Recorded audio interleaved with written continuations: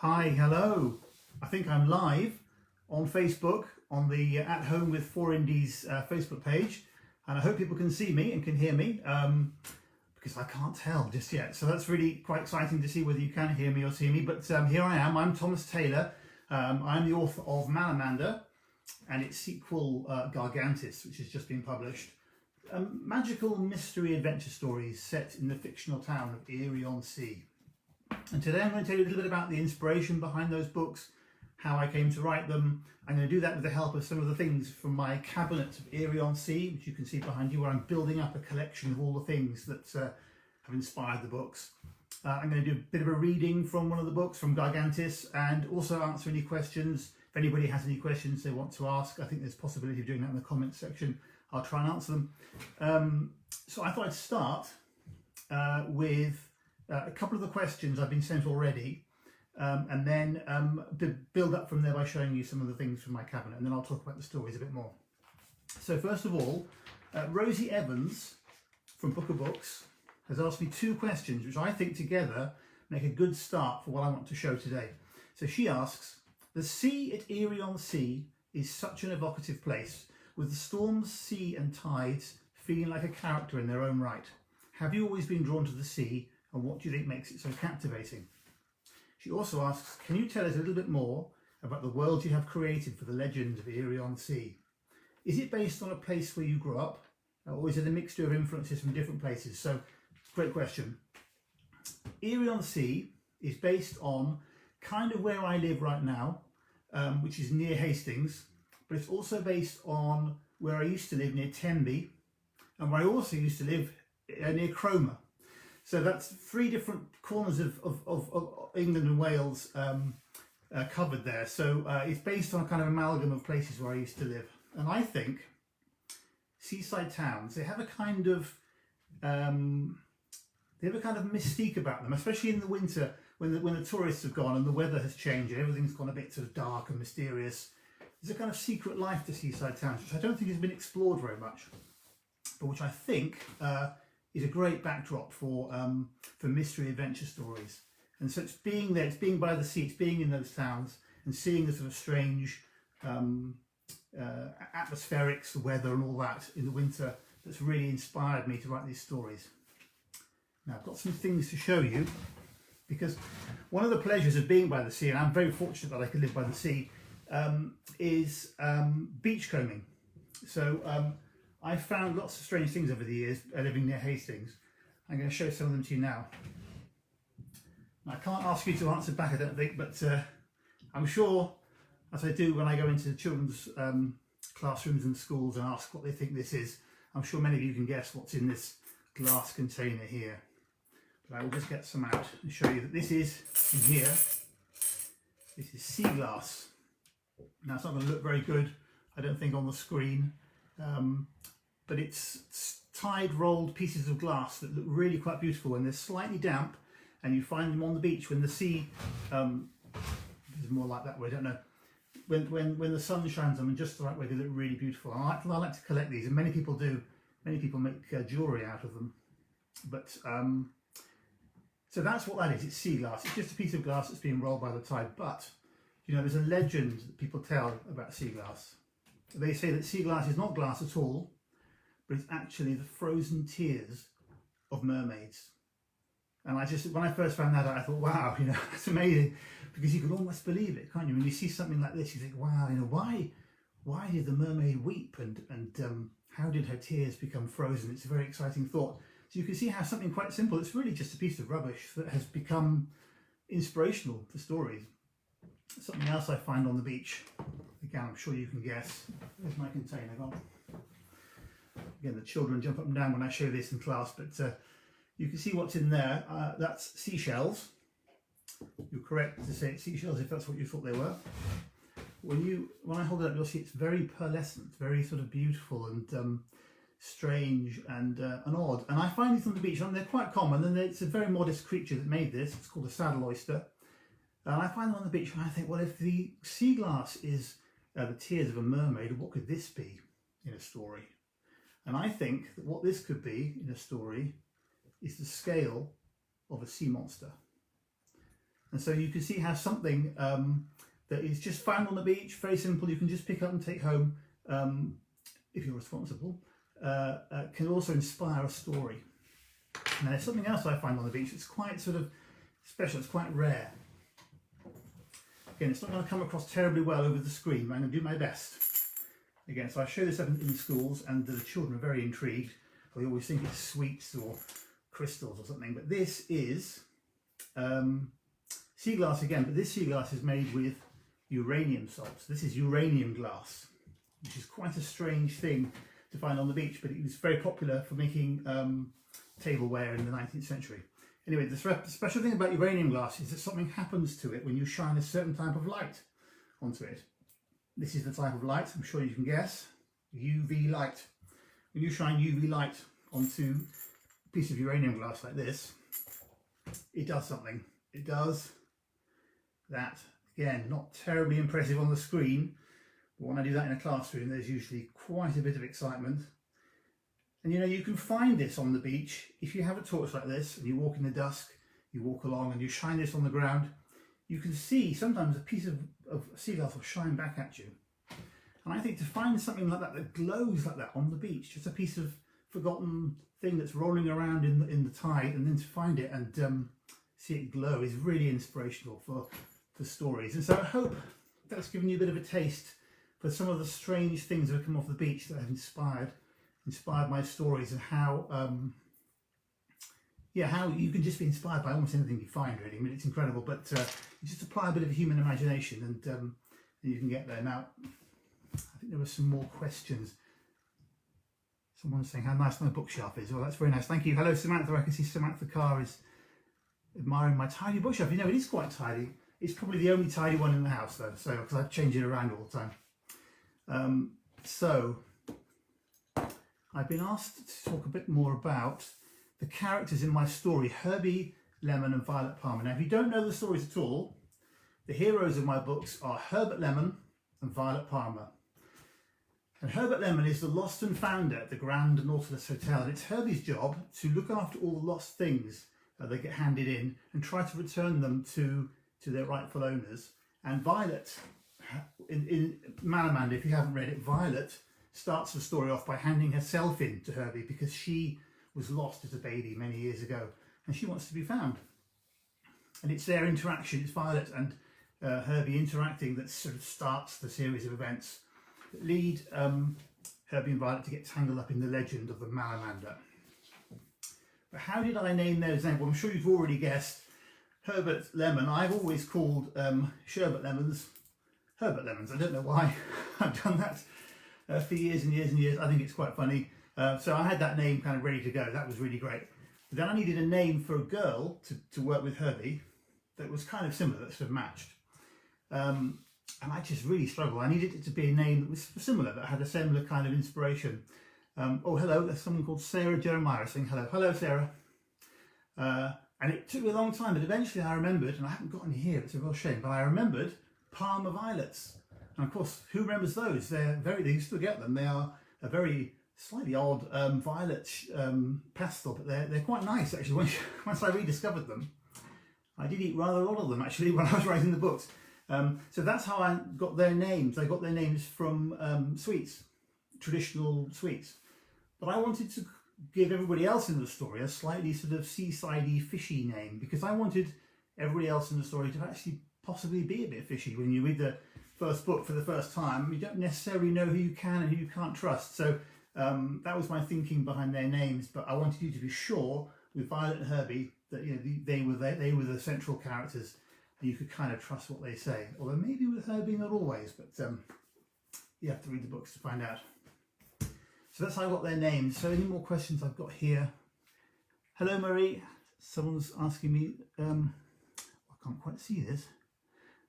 And a couple of people saying nice about the names. Well, it's great because I really, sometimes it's really hard to name characters. It could take ages. I mean, it really is difficult. But with those names, well, with Herbie's anyway, it was just like a gift. Oh, someone's asking me, Sarah Patel is asking me, how do you come up with the idea for the Erie-on-Sea book dispensary, the Mermonkey and the Mermonkey's Code? Okay, that's a good question. So, a long time ago, I had the idea of a shop where you don't choose the books, a bookshop, but the book chooses you. And I had the idea that a kind of mechanical machine could do that. And in time, I decided it could be a monkey at a keyboard, but I can never quite work out what to do with this idea. It seemed a bit odd. And it didn't seem to lend itself to a story all on its own. I just thought it was a funny little quirky thing. And then years later, when I was creating Erie on Sea, and I needed to sort of fill it out with things that could be in the town, I suddenly remembered this idea. I thought there could be a bookshop in this town, and I could use this idea about this mermonkey. And then I remember this strange thing. I don't know whether you find this when you're reading a book. There's this strange thing where sometimes you pick up a book which you weren't expecting to read. You didn't really choose to read it. You just you pick it up by random, you start to read it, and then you find something in it that's really relevant to you, and it seems like it was meant to be that you picked it up. And so that was what I was really aiming for there, a way of bringing that into a story in a way that sort of could actually work in real life almost. Because of course you bring that to the book, don't you? You bring that sense of its relevance with you, I suppose. But it's still an exciting and intriguing thing. Oh, yeah. Someone's talking about the key rings. Well, there are key rings with the books, but they're not for sale. They get given out as gifts. There's one there.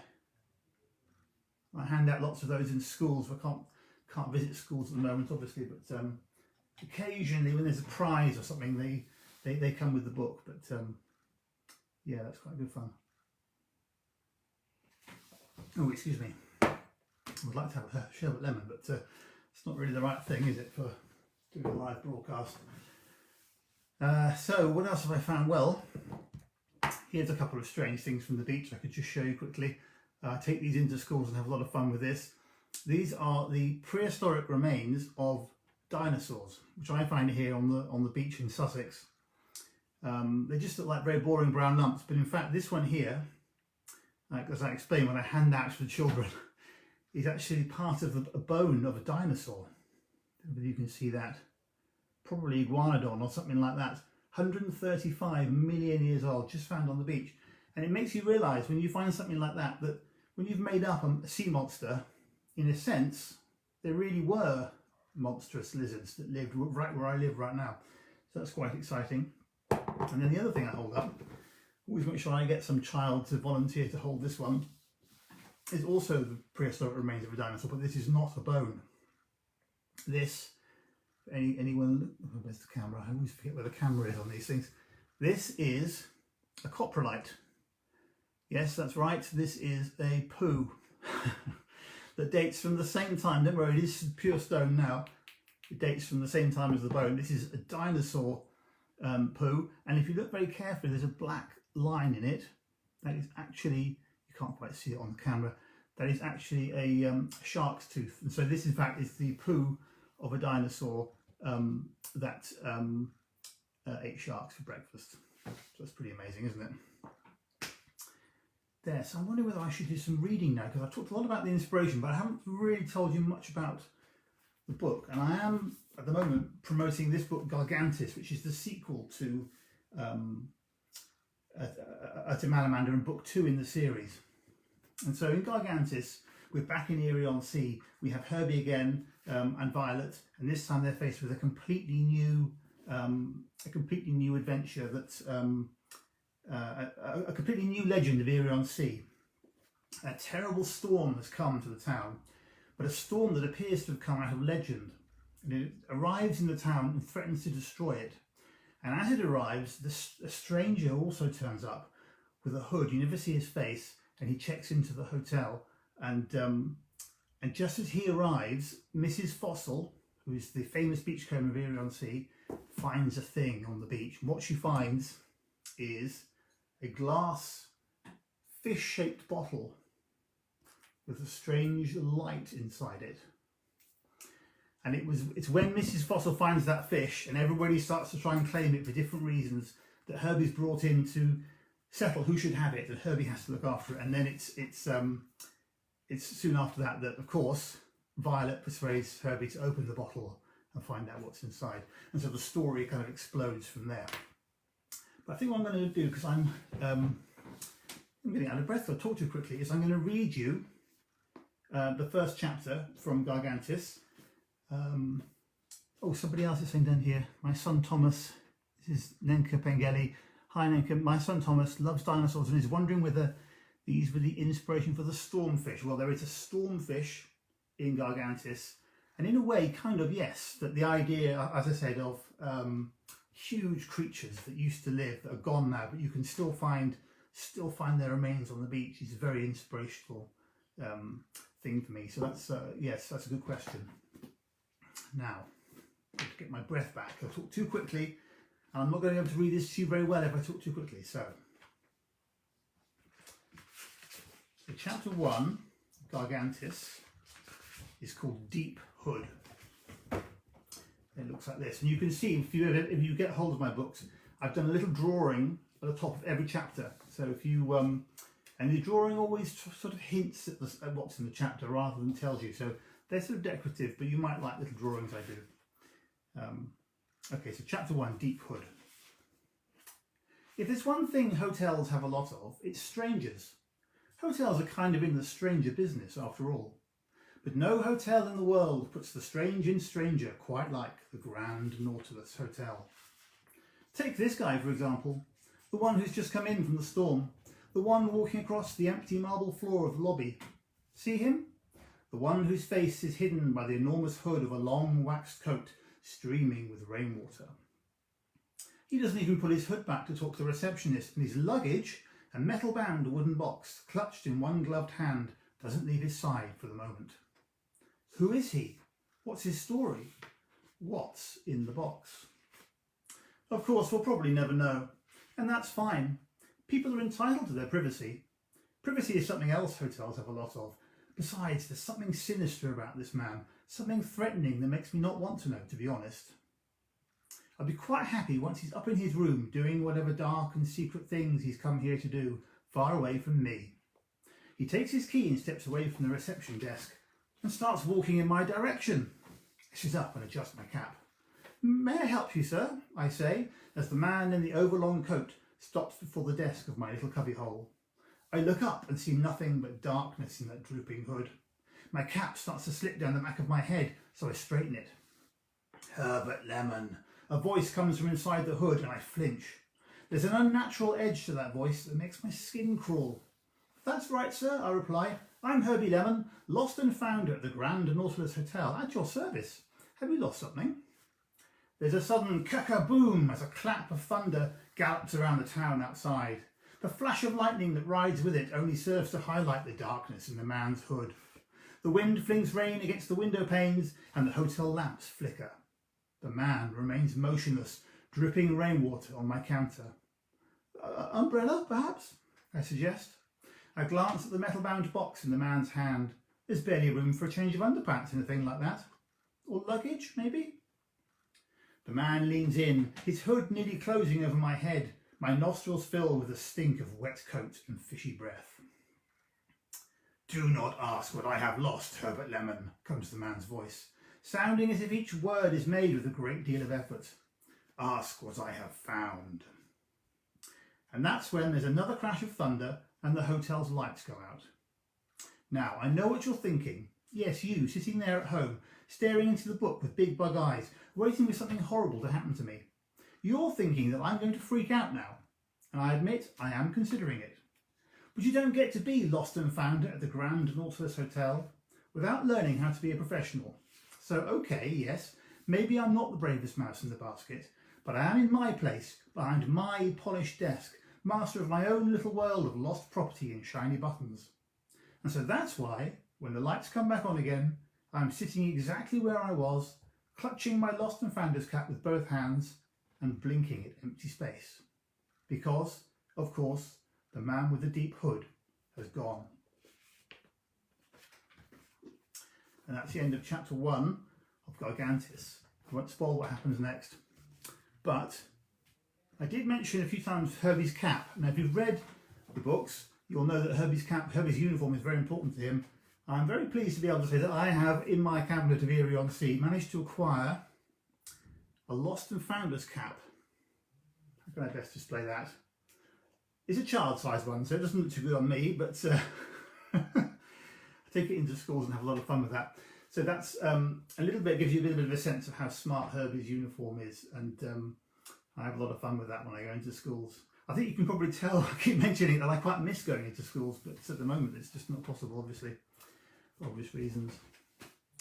Now somebody's saying Forum Books is saying chapter 1 is ace. Thank you very much, so that's very great to hear. And somebody else asked a question, but it's already disappeared. So I'm going to look for another question from the list that I've been sent. How easy or difficult is it to have two main characters and to make them different and distinctive? And is either of them based on me? Well, that's an interesting question, that last bit. It is quite difficult having two main characters, but I think it's very important. And everything I write, I usually have two main characters, because when you've got two, you have the conversation and you have the way they interact, and that's really useful when you're telling a story, to be able to spark them off against each other. But it is good well, somebody says I would have been in their school before lockdown. Yes, I probably would have been. So many school visits have just disappeared. It's so sad to think. Anyway, the two characters, so basically I had to make sure they're very different and they complement each other. So complement means they're different, but they work together very well. And so Herbie, he's very sensible and he's very smart, but he's a bit timid, a bit faint-hearted, and maybe he doesn't quite always get to have the big adventure he could have had if he had somebody with him who was a bit more sort of sparky and a bit more outgoing. And so that's where Violet comes in, because she is very brave. She's very go-getting, she's quite dynamic, she drives the story, but on her own she'd probably get into a lot of trouble and maybe into a bit of a pickle. So it's the way they work together is a really important thing, that they sort of push and pull each other, and it kind of works. As for whether or not they're based on me, I would say that Herbie is kind of based on, Herbie's based on how I am, and Violet's a bit more based on how I would like to be, if you see what I mean. She's a bit more, I wish I was a bit more like Violet sometimes, and maybe sometimes I wish I wasn't quite so much like Herbie, but hey, that's the way it is. So yeah, they are kind of based on me. And I suppose all characters in books are based on their author to some extent. I think that's probably always true. But Tracy Beck has asked me to show the fish-shaped bottle again for her son. Of course, here it comes. Let me put it back a bit, put it up a bit, apply the light. It's pretty good, isn't it? My publisher sent me this as a gift when Gargantus was published, but I'm going to try and install a light permanently inside it. I think it's quite good fun, but again, it goes in my cabinet. I'm very lucky because I do get sent lots of nice things. I'm going to show you some other things. A friend of mine on Twitter, recently sent these dolls of Herbie and Violet, which I think are just amazing. They're just absolutely brilliant woolen dolls, which I think are going to be great for school visits and things. But for now, they're just in the cabinet. But I'm just so pleased to have those. They're really great, aren't they? I'll put them back here. Now, somebody asked me earlier today on Twitter, they said all your characters are called after fishy things, except Jenny Hanover. They couldn't work out why I called Jenny Hanover Jenny Hanover. And people often ask me that. Now, I would suggest if you don't know what a Jenny Hanover is, maybe later on you can type Jenny Hanover into Google search and you might come in for a bit of a shock, because a Jenny Hanover, many years ago, was a name given to basically a fake sea monster. So sailors would sail out to sea and they would catch a skate or a ray and they'd bring it in to the coast, and they would cut it in a certain way and dry it so that it would shrivel up into this little kind of monster. And then they would say that was called a Jenny Hanover. It was a kind of mermaidish thing, and they would sell them. And you can collect them today. They still exist. You can buy antique ones all the time. I didn't really want to buy a real one, but I thought I should have one from my cabinet of Erie-on-Sea. So I decided to make one instead. So I'm going to show it to you, if I can get it. And this is a Jenny Hanover. Now you probably think, what on earth is that? If you've never seen one before. But when you do that Google search, you'll see that they look like this. They look really odd and really strange. And I'm happier to have a fake one, a fake monster, if you see what I mean, than to actually buy an original. But that's what that is. That's probably too delicate to go into a school, though, I should think. But, that's what else. I've got just loads of things. So let me see if I've got any more questions here. Somebody's asked me something else, but there's a thing in the way and I can't quite see. Tracy Beck saying thank you. But it's a pleasure, Tracy. I'm pleased your son wanted to see that again. That's good. So I've been asked, Gargantis is the sequel to Malamander and it's just been published. Has it been difficult having a book published during lockdown? Well, I mean, I'm doing this now, which is fine, and it's nice to do it. It's not the same as going into a bookshop or into a school and talking to actual children and handing around the dinosaur poo and looking at their faces. So in that aspect of it, it's been really quite sad and frustrating that everything is now mediated through a screen, but perfectly understandable. You know, we all need to get on top of the virus, so I can't complain. But that's probably been the biggest challenge, that and just not being able to get into the kind of promotional mode that you have to get into when a book is published. But thank goodness we have all this, really. Thank goodness we have this way of communicating and communicating about our books and reading out loud and doing a reading for a school. I've done a few remote visits to schools. Again, it's nice, but it's not quite the same, is it? So Pippa Halpin is saying hi, and she's reading Gargantis at the moment. I hope she's enjoying it. Can't seem to expand the...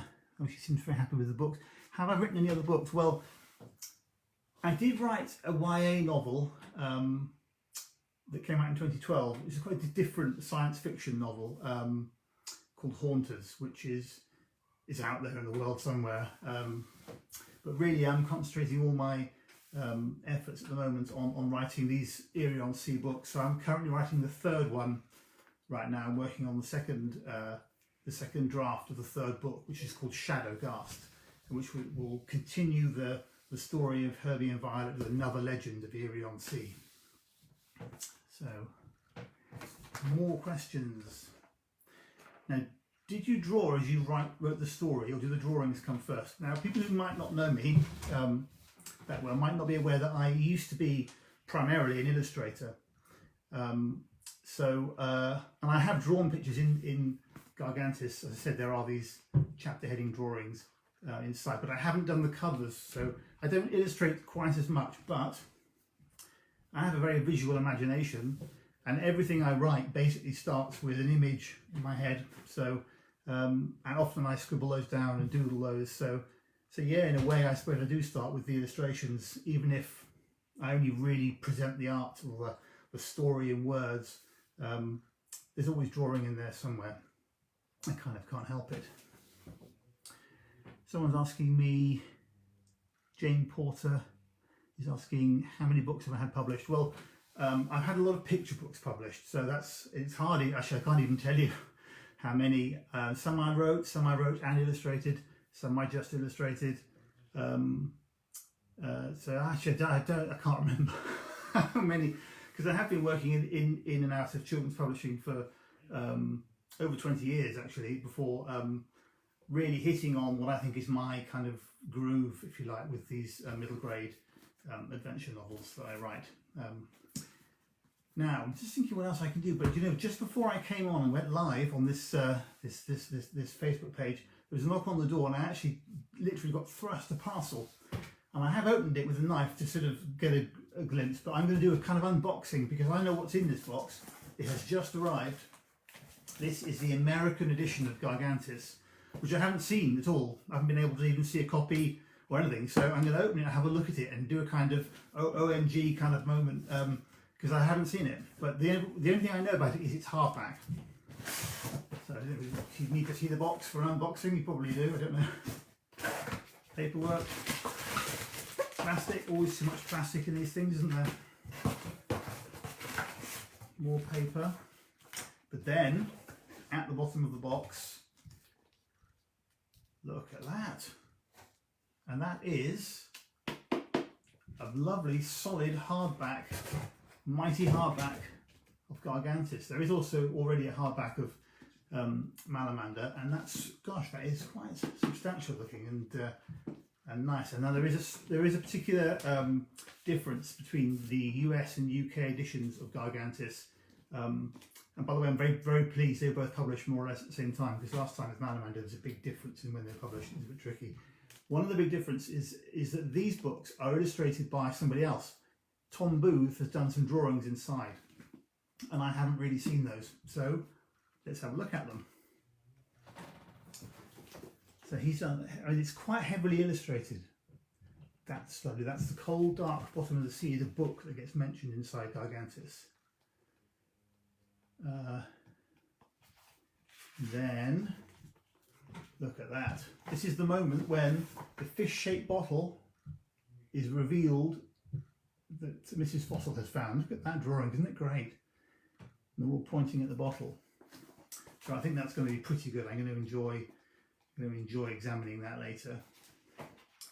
There's also, for anyone who hasn't read it yet and is wondering, I've always wanted to write a book with a secret code in. It's sad, isn't it? But I've managed to do it this time.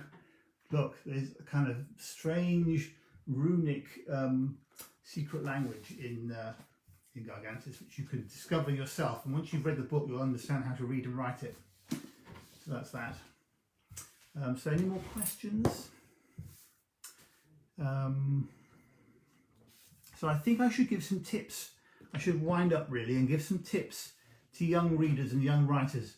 Not really young readers know what they're doing, but young writers maybe need some help starting out. And I've been asked to comment on whether or not writers should have a writing routine. So by that I think it's probably meant that there's a kind of moment in the day when you write, and then a moment when you don't. Now I can't do that. I really struggle to have any kind of structure or anything. I mean, it's kind of really chaotic. So don't be fooled by the smart bookshelves. It's a bit of a mess. But generally speaking, because I have children and there's a school day, I've been forced into writing in a certain period of the day when the children aren't here. And it does benefit you to have a regular slot. So I would say yes, actually, if you can find a spot, a place and a time that's regular, that you're in control of, where you just write and that's what you do there, and that takes priority for everything else. If you can find that, that will really help to drive your writing and to help you develop as a writer. Because the thing with writing, like anything, you just have to practice. You just have to keep doing it and exploring it and teasing out what you want from the language, and you will improve. But it does help to have a routine to help you do that. Oh, so Sarah Patel, her son Neo wants to know what my favourite legend is. Well, I mean, I'm tempted to say the Malamander, but I'm not going to say that. I come from Norfolk originally. I spent a lot of my childhood there, and there was a legendary monster, ghost dog in Norfolk, or in East Anglia generally, called Black Shuck. And he is a big black shiny dog with fiery red eyes, who some people say they see when they're out walking in the night and at dusk. And the thing about Black Shuck is if you see him, they say something terrible is going to happen. And when I was a teenager and I had to walk home from the bus back to home in quite a rural setting, so through the footpath over the fields, and it was getting dark and it was the winter, I used to be quite scared of seeing Black Shuck. So, and of course, because I was scared of seeing him, I sometimes thought I did, but probably, I'm sure I didn't. But the thing is, he's quite an exciting and interesting and terrifying figure, so I'm going to go with Black Shuck. So somebody else is asking when the third book is due to be published. Well, the third book is going to come out next year in May, I believe. I mean, I'm not too sure. It's kind of nearly finished, but there is always this sort of long period where the publishers need to position the book, and there's sort of lots to do with distribution, and there's always that long period. But I think next May it's going to come out. It looks like there'll be one that's going to have been one a year, basically. So any more questions to help? I should probably, I don't have no idea how long I've been talking for, about 40 minutes.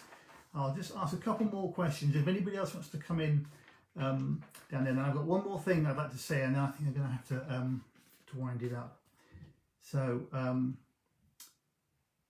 do you keep track of your ideas in a notebook? In essential, is that question there is an important one, because, as I said, I'm pretty chaotic. So yeah, I do, but I often have scraps of paper and post-it notes, and you know, there's a drawing, and underneath the drawing I can see I wrote something, and then I think, oh yeah, I remember, that was a good idea. So it's pretty chaotic, so it's probably best to try to not be quite as messy as I am if you can. But